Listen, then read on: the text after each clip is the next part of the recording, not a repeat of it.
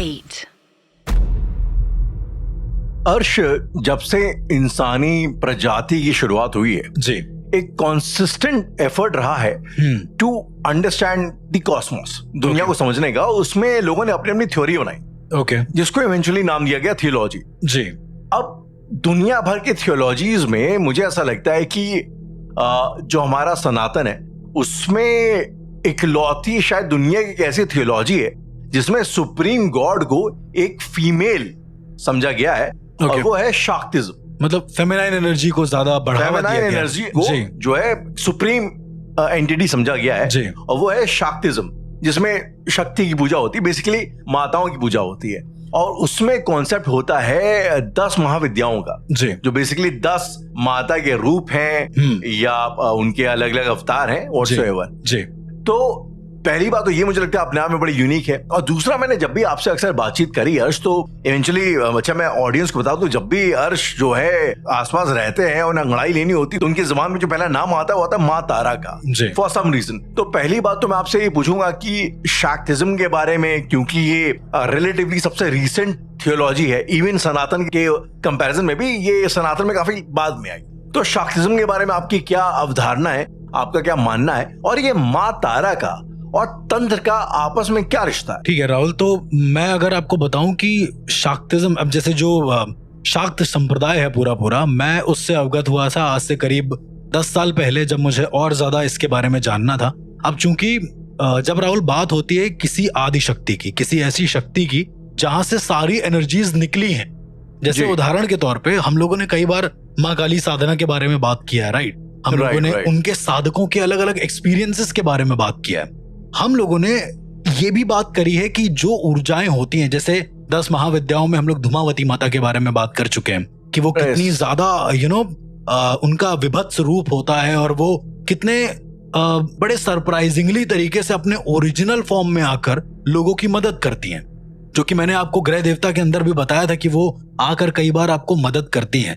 तो मेरा ये मानना है कि जो शाक्त संप्रदाय है वो स्पेशली डेडिकेट है हमारे शक्ति को लेकर, कि शक्ति के विभिन्न रूपों को लेकर, कि शक्ति की हम किस अलग अलग तरीके से पूजा कर सकते हैं।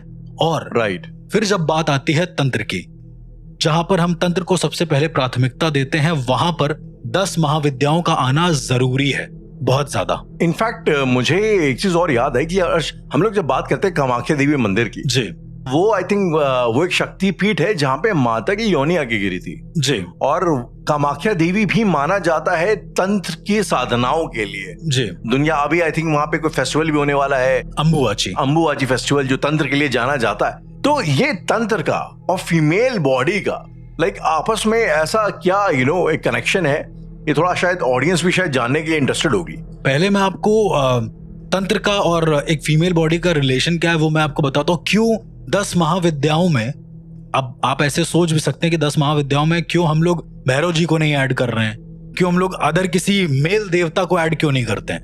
क्योंकि जब 10 महाविद्याओं की बात होती है तो माँ काली, तारा माता, छिन्नमस्तिका, षोडशी, भुवनेश्वरी, त्रिपुर भैरवी, धूमावती, बगलामुखी, मातंगी और माँ कमला, इनका जिक्र आता है। जी। कहा जाता है राहुल कि हमारी जो नाड़ियां होती हैं, जैसे कि बहुत सारी 72,000 नाड़ियों का जिक्र आया है हमारे शरीर के अंदर, और ईड़ा और पिंगला नाड़ी जो हमारे राइट और लेफ्ट में होती है एक तरीके से क्रमशः, उसमें भी हमेशा फेमिनाइन एनर्जी का जिक्र आता है। जब हम नमस्ते करते हैं तो भी वो पूरी एनर्जी का सर्कल कंप्लीट होता है, इस वजह से हम लोग नमस्ते करते हैं, ऐसा कहते हैं। तो इनका इसलिए इतना ज्यादा इंपॉर्टेंस है क्योंकि हमारी जो कलाएं होती हैं राहुल, खाना पीना सोना, या फिर जो भी हमारी शरीर की अलग अलग कलाएं हैं, 64 कलाएं कही गई हैं, वो सारी की 64 जो हैं वो फेमिनाइन एनर्जी से उद्भव हुआ है, उसका वो निकली है उससे, ऐसा कहते हैं। और इसीलिए तंत्र में प्राथमिकता मेल को ना देकर फीमेल को दी जाती है, चूंकि आप तंत्र हमारा मैकेनिज्म है, राइट, कि आप किस तरीके से बॉडी और मंत्र को एक तरीके से एक यंत्र के फॉर्म में कन्वर्ट करके उसका आवाहन करते हो शक्तियों का। और फेमिनाइन एनर्जी तो शक्ति तो खुद में एक फेमिनाइन एनर्जी है। ऐसा इसका क्या मतलब हुआ कि जो 64 कलाएं होती है हमारी शरीर की, वो निकलती है फेमिनाइन से? मैंने देखा है इन जनरल तो पूरी बॉडी ही फेमिनाइन से निकलती है। बिल्कुल। तो बट कलाओं का क्या मतलब? कलाओं का ऐसा जिक्र है, अब देखिए, एक मान्यता के अनुसार और एक बहुत प्राचीन कथा के अनुसार भी ऐसा कहते हैं कि शुंभ निशुंभ से युद्ध के वक्त जो अम्बा माता थी, उन्होंने 64 कलाएं करी, मतलब खाने के लिए उन्होंने हाथ उठाया, वो भी एक अलग कला थी। उन्होंने सोने के लिए अपना सर झुकाया, वो एक अलग। तो जितनी बार वो अलग अलग वेरियस फॉर्म में कन्वर्ट हुई हैं, उतनी कलाएं हुई, और उसी कलाओं के हिसाब से 64 योगिनियां बनी हैं, ऐसा कहते हैं। मतलब बेसिकली अगर बड़ी आसान भाषा में बात करी जाए तो हमारी बॉडी में जो ऑटोमेटेड सिस्टम्स हैं, जो मतलब जो आपको किसी ने सिखाए नहीं है, जो कि आपकी बॉडी ऑटोमेटिकली जानती है कि भाई अगर मतलब अगर आप खाना है तो हाथ आपका इधर उधर नहीं जाएगा, हाथ सीधा मुंह ही में जाएगा, नवाबी वाला ले। एग्जैक्टली। अब ये इसमें अलग अलग थ्योरी है लोगों की कि भाई हम हाथ घुमा के ले जाएं, तुम घुमा के ले जाओ, पीछे से ले जाओ, आएगा तो मुंह में ही आएगा। सही बात है। तो ये हमारी हो गई कलाएं जो हमारे शरीर के अंदर एग्जिस्ट करती हैं। ये 64 होती हैं। ये 64 होती हैं। इसके अलावा हमारी 16 अलग कलाएं और होती हैं। ये सब आर्ट से रिलेटेड है राहुल, अगर आप देखेंगे 64 फिर 16, तो जो 16 है ये 16 कलाएं होती हैं। चंद्रमा की 16 अलग अलग कलाएं होती हैं, राइट। चंद्रमा 16 अलग अलग पैटर्न्स में वो होता है, उसके हिसाब से हमारी बॉडी पर इम्पैक्ट पड़ता है, ऐसा भी कहते हैं लोग। ग्रेविटेशनल फोर्स बदलते हैं। जी। आई थिंक औरतों का जो मासिक होता है, मेंस्ट्रुएशन होता है, वो भी शायद लोग कहते हैं कि ऐसा मून के साइकिल्स पे डिपेंड करता है। आप समझ गए, ये पूरा एक उससे रिलेटेड हो गया। अब हम आते हैं आर्ट के ऊपर कि आर्ट क्या होता है। आर्ट के ऊपर 8 के ऊपर 8 बेसिकली अष्ट मातृकाएं हैं, ऐसा कहते हैं। तो माता की जो 64 कलाएं हैं उसमें से 8 हमारी मेन कलाएं होती हैं। ओके। सबसे मेन कि अगर यदि हमने अपने पूरे जिंदगी में या फिर पूरे दिनचर्या में यदि हमने वो 8 कलाओं को नहीं किया राहुल, तो कभी भी मतलब हमारा जीवन पूरा होगा ही नहीं। अब उस 8 कलाओं में सोना भी आता है, हमें सोना भी पड़ता है। मतलब आप कितनी भी कोशिश कर लो राहुल, आपको सोना पड़ेगा, राइट। आप सो गए, वो आपके मैकेनिज्म में है। आप कितनी भी कोशिश कर लो, आपको पलकें झपकानी पड़ेंगी, वो आपके मैकेनिज्म में है।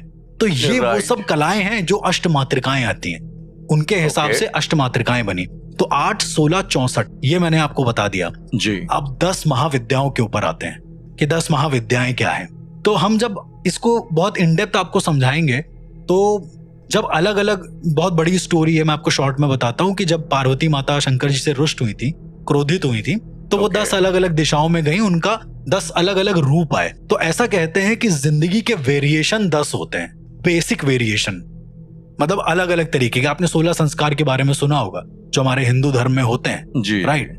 लेकिन 10 अलग अलग वेरिएशन होते हैं एक फेमिनाइन एनर्जी के, उन्हें ही हम 10 महाविद्याएं कहते हैं, जिनको जानना सभी के बस की बात नहीं। मैं और आपको थोड़ा बता देता हूँ। वेरिएशन से आपका कहने का फॉर एग्जाम्पल अर्षद, हम लोग जब गरबा की बात कर रहे थे, अगर आपको याद, नवरात्रि की बात कर रहे थे जी, तो नवरात्रि में भी कहते हैं कि माता के 9 अलग अलग रूपों की पूजा होती है, जिसमें उनके बाल्यकाल की, उनके टीनेज की, उनके जवानी की, फिर महिला होने की, वगैरह वगैरह वगैरह। तो एक तरीके से देखा जाए तो एक वो नारी के 9 स्टेजेस ऑफ लाइफ को डिफाइन करता है। बिल्कुल।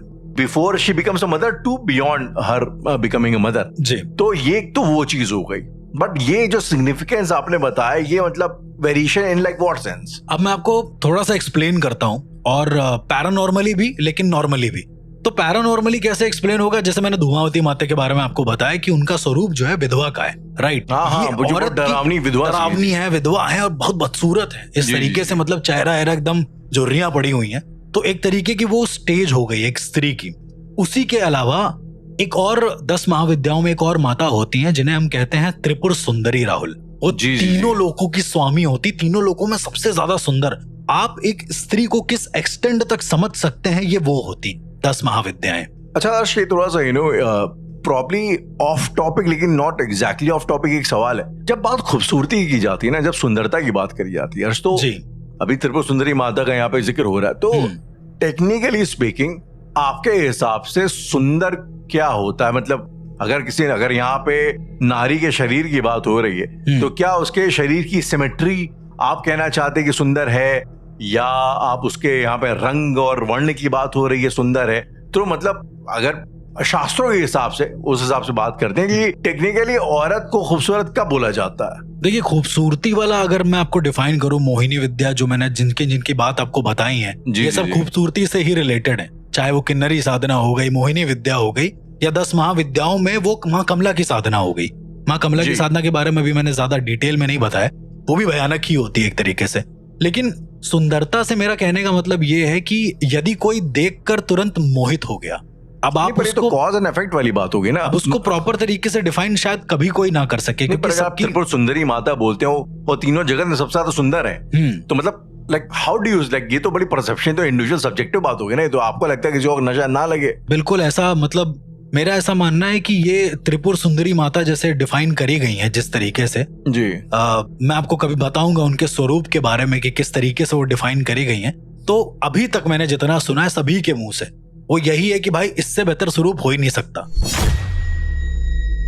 एक डेफिनेशन होती है डिफाइन करने की शायद। मतलब हाँ, उसके अब जैसे मैं अगर जैसे कमल नयन बोला जाता है श्री राम को या श्री कृष्ण को, तो उनकी आंखें कमल जैसी हैं, या उनके अजानुभुज बोला जाता है, इनके हाथ बड़े, भुजाएं बड़ी लंबी हैं, ये भी एक सुंदरता में आता है इंडियन स्टैंडर्ड्स के हिसाब से। अगर मैं बड़ी सेम आसान भाषा में बात करूं तो एक बड़े वक्षस्थल जो है औरतों में, इनको हमेशा से एक ब्यूटी स्टैंडर्ड माना गया है जी। तो मतलब अगर मैं वैसे ही लाइक यू नो कि पूछूं तो कि इंडिया में ब्यूटी स्टैंडर्ड्स या शास्त्रों के हिसाब से लाइक क्या रहे होंगे? शास्त्रों के हिसाब से शायद इनको हमेशा प्राकृतिक रूप से जोड़ा गया है, सुंदरता को, मेरा ऐसा मानना है। जैसे आप कमल नयन बोल रहे हैं जी, कि मतलब एक ऐसी आंखें जो यू नो कमल के पंखुड़ी के समान एकदम सुसज्जित हो, उसी के आकार में खूबसूरत हो, तो इस प्राकृतिक सुंदरता को ही खूबसूरती से डिफाइन मतलब किया गया है। बेसिकली सिमेट्री आपकी बॉडी की, बिल्कुल ज्योमेट्री, सिमेट्री जो कहना चाहो। बिल्कुल। अब वो अपना अपना समझने का नजरिया है, एक्सप्लेन Okay. करने का नजरिया है, ठीक है। अब हम आते हैं 10 महाविद्याओं में, जहां पर हम अलग अलग माताओं की बात करते हैं। और 10 महाविद्याओं में यदि मैं सबसे पहले बात करना चाहूं तो मैं बात करूंगा माँ तारा के बारे में। आपने मेरे मुंह से कई बार तारापीठ के बारे में सुना होगा, वामखेपा जी के बारे में सुना होगा, राइट?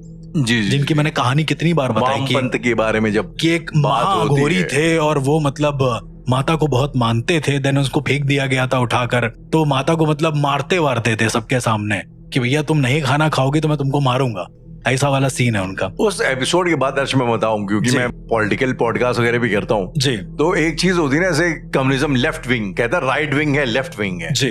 तो लेफ्ट विंग एक बड़ी वेस्टर्न अंडरस्टैंडिंग है कि ये राइट विंग मतलब नेशनलिस्ट, लेफ्ट विंग मतलब कम्युनिस्ट, और हमारे यहाँ लेफ्ट विंग बोला वामपंथी बोला जाता है। और वामपंथी का अगर मैं सही मायने में देखूं तो जो लेफ्ट अंडरस्टैंडिंग उन लोगों की है और जो वामपंथ की अंडरस्टैंडिंग हमारी है, वो शायद एकदम मतलब अलग ही अलग जोन में है। बिल्कुल, हाँ। वामपंथ मतलब कि हमारे हिसाब से जो डार्क आर्ट्स अगर कहा जाए एक तरीके से तो उससे रिलेटेड हो। तो मैं माँ तारा के बारे में बता रहा था बेसिकली कि माँ तारा का सिग्निफिकेंस क्या है 10 महाविद्याओं में। ऐसे तो सारी महाविद्याओं का कुछ ना कुछ सिग्निफिकेंस है जी। पर तंत्र के हिसाब से, चूंकि ये पैरानॉर्मल पॉडकास्ट है, तो तंत्र के हिसाब से माँ तारा सबसे ऊपर मानी जाती हैं। ऐसा कहते हैं, माँ काली से भी ऊपर। अब ये सुनने में थोड़ा अजीब है कि कहीं कहीं पर मैंने आपको बताया कि जो तंत्र की अधिष्ठात्री देवी हैं, जो सुप्रीम गॉडेस हैं, वो है माँ काली, इस तरीके से। पर माँ तारा को क्यों इतना ज्यादा प्रारंभिक रूप से देखा जाता है कि माँ तारा के यहाँ जाकर सब कुछ सिद्ध हो जाता है? मैं आपको एक एग्जाम्पल देकर बताना चाहूंगा। मैं राहुल बनारस में एक अघोरी जी से मिला। उनका ये कहना था कि वो तंत्र को एक अलग नजरिए से देखते हैं। मैंने कहा कि नजरिया कैसा? आप भी अगम पंथ से ही होगे, मतलब शिव जी को मानने वालों में से होगे। तो उन अघोरी ने कहा कि नहीं, मैं शाक्त संप्रदाय का हूं। अब ये बहुत इंटरेस्टिंग था मेरे लिए। एक अघोरी, मैंने क्योंकि आपको कई बार यही बोला है ना कि जो अघोरीज होते हैं वो शैव संप्रदाय के होते हैं, वो शिव जी को मानने वालों में से होते हैं, राइट? जब मैंने उनसे उनका लॉजिक पूछा कि आप शैव संप्रदाय को नहीं मानते, उन्होंने कहा कि मैं निरादर नहीं करता हूं, लेकिन मैं शाक्त का हूं, मैं सिर्फ शक्ति का हूं। जब मैंने उनसे और डिटेल पूछा तो उन्होंने कहा कि स्वयं भगवान शिव को भी पूरे तंत्र का ज्ञान नहीं था जब तक वो 10 महाविद्याओं को अपनी आंखों से ना देख पाए थे। अब ये मेरे लिए थोड़ा यूनिक हो गया था उनसे जानना कि आखिर स्वयं भगवान शिव जिनके मुंह से तंत्र निकला है उनको नहीं पता ये सब चीजों के बारे में। तो उन्होंने बोला कि मैं शक्ति के उन 10 रूपों को पूजता हूं जिसमें अनंत ब्रह्मांडों के सारे ज्ञान मौजूद हैं। महाविद्या, महाविद्या मतलब समस्त ज्ञान, जिसके परे कुछ है ही नहीं। तो फिर मैंने उनसे पूछा, तब तो आपको मोक्ष का भी ज्ञान हो गया होगा कि मोक्ष क्या है? कॉमन जी बड़ी कॉमन आता है। मैंने उनसे पूछ लिया ऐसे जी। तो उन्होंने कहा कि जब लोग शिव को जानने के लिए जाते हैं तो उनको लगता है कि वो शून्य हो जाए, अनंत हो जाए, राइट? और शून्य और अनंत के बीच की जो दूरी है वो है हमारी जिंदगी, ऐसा कहते हैं। ओके। तो उन्होंने ये बताया कि मैं सिर्फ ज्ञान अर्जित करना चाहता हूँ समस्त ब्रह्मांड का। तो मैंने कहा आप तंत्र को क्या देखते हैं फिर कि किस तरीके का तंत्र है? उन्होंने कहा कि कोई भी पुरुष एक स्त्री के बिना कंप्लीट नहीं है पूरी तरीके से। ओके। फिर मैंने कहा कि जो 10 महाविद्याएं हैं क्या उनके भी पति मौजूद हैं? तो उन्होंने कहा बिल्कुल। और आप लोग जानते हैं उनके पतियों को? आप लोग जानते हैं? बिल्कुल। अब ये मेरे लिए एक सोचने वाली बात थी कि आखिरकार ऐसा क्या है। तो वो मुझे एक भैरव मंदिर में ले गए। उन्होंने कहा कि तुम्हें नहीं लगता कि जो भैरव जी हैं उनकी भी एक फेमिनाइन ऊर्जा होगी, वो भी कहीं से उद्भव हुए होंगे, किसी एनर्जी से निकले होंगे। उनका पॉइंट भी बिल्कुल सही है राहुल, राइट। अगर आप एक सोच के देखो, अगर आप अपने अस्तित्व के बारे में सोच के देखो तो आपको लगेगा कि आप अपनी माँ से पैदा हुए हो, राइट। तो जो भी भैरव जी हैं, जो भी अलग अलग भगवान हैं, वो भी कहीं ना कहीं से तो उद्भव हुए होंगे। शिव जी अगर त्रिदेवों को छोड़ देते हो तो हर चीज का एक अगेन कॉज एंड इफेक्ट, हर चीज का एक शुरुआत पॉइंट तो होता है। शुरुआत पॉइंट तो होता है, तो वो कहाँ से आया है। तो जब मैंने उनसे पूछा कि आखिरकार ये 10 महाविद्याओं के पति कौन है, मुझे ये बताइए, यदि ये किसी के बेटे नहीं है तो ये पति किसके हैं। तो उन्होंने कहा कि 10 महाविद्याओं में त्रिपुर भैरवी, त्रिपुर सुंदरी जिनके बारे में आपसे बात बता रहे थे जी, उनके पति हैं भैरव। अब ये सुनने में बड़ा खतरनाक लगा मुझे। बड़ी वैसी सी स्टोरी होगी, कौन सी जो ब्यूटी एंड द बीस्ट वाले हिसाब किताब, जैसे जो डिज्नी में है। एग्जैक्टली। और यही आप अगर इसी को देखेंगे, इसी का एकदम रेफरेंस पॉइंट देखेंगे तो आपको समझ में आएगा कि माँ तारा के जो पति हैं वो हैं तारकेश्वर। अब माँ तारा है तंत्र और शमशान की देवी, ऐसा कहते हैं। और जो तारकेश्वर हैं वो किसी भी तरह की कह सकते हैं जो सुपर नेचुरल पीड़ा होती है, जो यदि कोई पोजेस हुआ या कुछ ऐसा हुआ, तो ऐसा माना जाता है तारकेश्वर भगवान के मंदिर में यदि उस पोजेस इंसान को रख दिया जाए तो वो इंसान के जो कह सकते हैं कि सुपर नेचुरल एनर्जी होती है वो उसी मंदिर में स्थिर हो जाती है, वो रुक जाती है। वहां पर कोई पंडित या कोई हीलर नहीं बैठा हुआ है। आप समझ रहे हैं, एक तरफ जहां माँ तारा है जो तंत्र को प्रदान करने वाली हैं, देने वाली हैं, मतलब वो सिद्धियां देने वाली हैं, और एक तरफ जहां तारकेश्वर भगवान है जो हमेशा लेने वाले हैं कि भाई जो बुरे एनर्जी है वो मुझे दे दो। तो कहीं ना कहीं ये जो बैलेंस है ना, ये मेंटेन है। जैसे मैंने भैरवी और भैरव के बारे में बताया, उसी तरीके से बगलामुखी और बगलामुख ये अलग अलग चीजें हैं। मैंने बगलामुखी साधना में आपको बताया था कि कितनी डरावनी साधना होती है, राइट। सीने पे लात पड़ जाती है उसमें, और इवन मैंने आपको ये भी बताया था कि जो साधक थे वो लटक गए थे और मरने के बाद भी स्तंभन के लिए इस्तेमाल होता है। स्तंभन के लिए मोस्टली, स्तंभन या विद्वेषण, इन सब के लिए इस्तेमाल होता है। लेकिन बगलामुख भगवान शिव का एक अवतार है, एक रूप है एक तरीके का, जिनकी साधना बहुत सौम्य रूप में होती है। ये बगलामुखी, आई मीन बगलामुख शिवजी के हैं या ब्रह्मा के थे जब वो शिव ज्योति में ऊपर गए थे ढूंढने के लिए? नहीं, बगलामुख वो अलग एक कहानी है। जितना मुझे पता है तंत्र के हिसाब से राहुल, वो बगलामुख शिव जी का ही एक रूप है एक तरीके से, और वो बगलामुखी के पति हैं, क्योंकि शिव और शक्ति ही है दोनों तरफ, भैरव भैरवी, राइट, शक्ति और शिव, इस तरीके से। तो जो बगलामुख है उनकी साधना बहुत सौम्य होती है, और उनकी साधना राहुल इसलिए करी जाती है ताकि आप एक हीलर बन पाए। ये सुनने में थोड़ा अजीब लगेगा, ये क्या बन जाए, हीलर बन पाए। बगलामुखी माता की साधना की, बगलामुखी माता की साधना इसलिए होती ताकि तुम विद्वेषण कर पाओ, तुम स्तंभन कर पाओ, मतलब दुनिया भर की चीजें तुम कर पाओ। लेकिन बगलामुख जी की साधना इसलिए की जाती है ताकि तुम यदि किसी के पास जा रहे हो, कोई पोजेस है, तो तुम उसको हील कर पाओ, उसको काउंटर करने के लिए। तो एक तरीके का बैलेंस है, डबल बैलेंस है। मतलब मैं एक साधक से मिला जिसको बगलामुख सिद्ध है, तो वो क्या काम करते हैं, उसके पास क्या होता है, वो हमेशा एक कमल लेकर आते हैं वो साधक, और बड़े अजीब हैं। तो वो आएंगे कमल लेकर, और यदि कोई पोजेस हुआ तो उसके हाथ में पकड़ा देंगे वो कमल। अच्छा, थोड़ी देर में क्या होगा, वो जो कमल है उससे दुर्गंध आने लगेगी, मतलब अजीब सा, रंग नहीं बदलेगा, उसमें दुर्गंध आने लगेगी, और फिर वो उस कमल को लेकर चले जाएंगे। मतलब उस कमल में वो बुरी आत्मा को प्रवेश करा के उस कमल को विसर्जित कर देते हैं। आप देख रहे हैं कितना सौम्य प्रोसेस है, कुछ नहीं, कोई मुर्गा नहीं, कोई ये नहीं, कोई कुछ नहीं, वो कमल लेकर, नथिंग गोरी कोई गोर नहीं, वो बस एक कमल लेकर आते हैं। उन्होंने कमल दिया और वो लेने के बाद इंसान अपने आप ठीक। ये मेरी नजरों के सामने हुआ है राहुल, और वो आज भी, मतलब बांदा, अगर आप जानते हैं बांदा जिले के बारे में, तो बांदा जी यूपी में ही पड़ता है। तो बांदा जिले से 25-30 किलोमीटर दूर एक गांव है, वहां पे ये इनकी गद्दी लगती है, और इनके पास 70 कमल रखे रहते हैं। अब ऐसा कहते हैं कि इनको बगलामुख सिद्ध हैं, इस वजह से ये इस तरीके से काम करते हैं। मैंने भी यही सुना है, मैंने भी यही देखा है, तो शायद इस तरीके से होगा। तो एक दिन में वो 70 लोगों की प्रॉब्लम सॉल्व करते हैं, चाहे कितनी भी बड़ी हो। सबसे अजीब सी बात है कि हो जाती है। एक और बड़े अजीब सी चीज है, जो बगलामुख के साधक होते हैं राहुल, वो रात में माता बगलामुखी की साधना में लीन होते हैं। ये और एक अलग चीज है। यदि तुमको बगलामुख को सिद्ध करना है तो तुमको बगलामुखी की साधना रात को रिवाइज करनी पड़ेगी, और फिर से सुबह बगलामुख वाले, मतलब सात्विक तामसिक दोनों रहना पड़ेगा। तुमको। ऐसा नहीं कि तुम सिर्फ एक बुरी साधना में लीन हो और बगलामुखी में लीन हो और तुमसे निकल ही नहीं पा रहे हो। तो इसमें तुमको दोनों तरह का साधक बनना पड़ेगा। मैंने आपको थोड़े दिन पहले कुछ एक केसेस के बारे में भी बताया था जिसमें एक साधक थे, वो सात्विक भी रहते थे, तामसिक भी रहते थे। सेम यही चीज है इनके साथ भी, बगलामुख के साथ। और इस तरीके से इनके जितने भी अलग अलग रूप हैं, जैसे माँ कमला हो गई, उनके कमल है पति, माँ तंगी माता जो माटू पगली जिनके बारे में मैंने आपको बताया था, अघोर पंथ का पहला चरण जो होता है जिसमें सबसे पहले आपको एक ऐसी लेडी से मिलना होता है जो थोड़ी डरावनी है, जो 10 महाविद्याओं में से एक, जो शव साधना के दौरान तुम्हारे सामने आती है।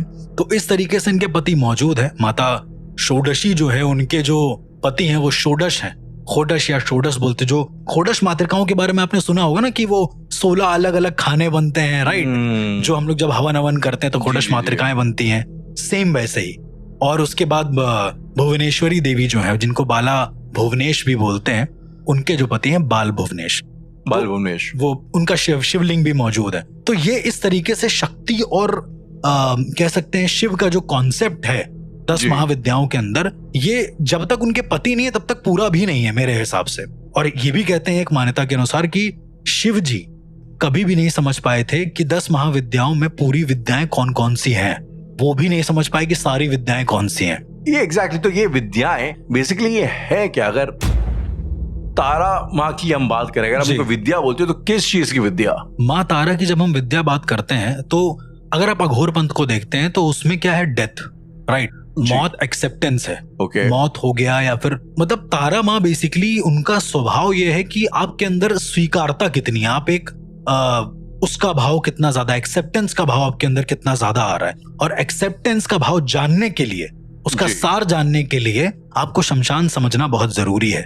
ऐसा मतलब एक तरीके से विद्वानों का कहना है। क्या इसीलिए इनके एक फॉर्म को शमशान तारा बुलाया जाता है? शमशान तारा भी बुलाया जाता है। अब देखिए, तारा माता वो है जिनकी सब लोग पूजा करते हैं तारापीठ में।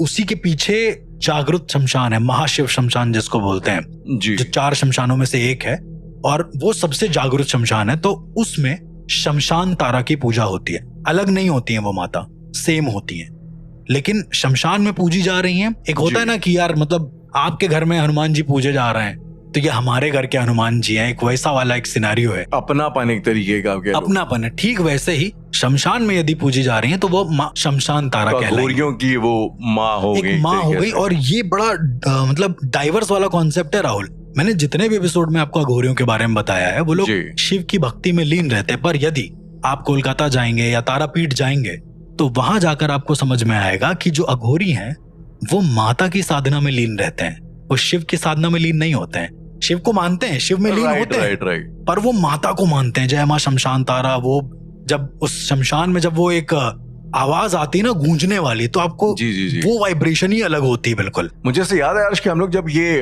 कंड पिशाची के ऊपर जब हम लोग रिसर्च कर रहे थे तो हमने एक वीडियो देखा था जिसमें अघोरी जो है वो साधना तो कर रहे कंड पिशाचनी की, लेकिन नाम ले रहे माँ तारा का। एग्जैक्टली शमशान तारा माँ का वाहन कर रहे हैं, उसके थ्रू फिर जो है। तो आप बेसिकली कहना चाहते हो कि अगर तंत्र में अगर साधना आपको करनी है तो माँ तारा उसकी एक शुरुआत है, इंडक्शन इन तंत्र। इंडक्शन इन तंत्र एक तरीके से, जैसे आप बोल रहे हैं ना कि माँ तारा, तारकेश्वर। तो अब क्या होता है, मैंने आपको कई बार ये भी बताया है कि जो भैरव जी हैं वो बेस हैं तंत्र का, राइट? यदि तुमने भैरव जी को साध लिया तो सारी साधनाएं तुम जल्दी जल्दी कर लोगे। भैरव जी से पहले कुछ भी नहीं है तंत्र में। मैं इसलिए कहता हूं क्योंकि तारकेश्वर भगवान को आप साध नहीं सकते।